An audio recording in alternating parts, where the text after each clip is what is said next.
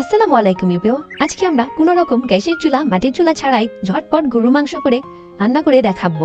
তো চলুন শুরু করা যাক। এখানে আমি 1 থেকে 1.5 কেজির মতো গরু মাংস নিয়েছি। এতে আমি রসুন বাটা, আদা বাটা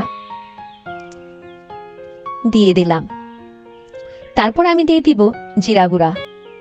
আপনারা চাইলে জিরা বাটাও ইউজ করতে পারেন। আমার কাছে জিরা গুঁড়া ছিল তাই আমি জিরা গুঁড়াই ইউজ করেছি। তারপর আমি দিয়ে দিব মরিচের গুঁড়া। মরিচের গুঁড়া যে যতটুকু ঝাল পছন্দ করেন ততটুকুই ব্যবহার করতে পারেন। আমার যেহেতু একটু ঝাল পছন্দ তাই আমি একটু বাড়িয়ে দিলাম। তারপর আমি দিয়ে দিব হলুদের গুঁড়া। এখন আমি দিব লবণ।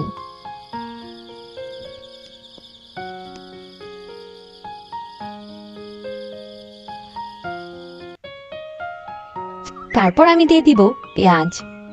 পেঁয়াজটা আমি বড় সাইজের করেই নিয়ে নিয়েছি, কারণ রাইস কুকারে সবকিছুই অতি সহজে তাড়াতাড়ি সিদ্ধ হয়ে গলে যায়।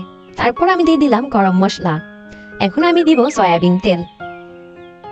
তারপর আমি একসাথে সবকিছু মিক্স করে নিব।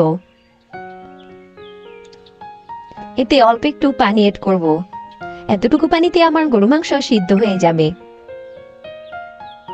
এখন আমি ঢাকনা দিয়ে ঢেকে দিব। তারপর চুলাটা অন করে দিলাম। আমার গরুর মাংস অর্ধেক সিদ্ধ হয়ে গেছে। আমি আলু দিলাম। আপনারা চাইলে আলু স্কিপও করতে পারেন। তারপর আরেকটু নাড়াচাড়া করে ঢাকনা দিয়ে ঢেকে দিব।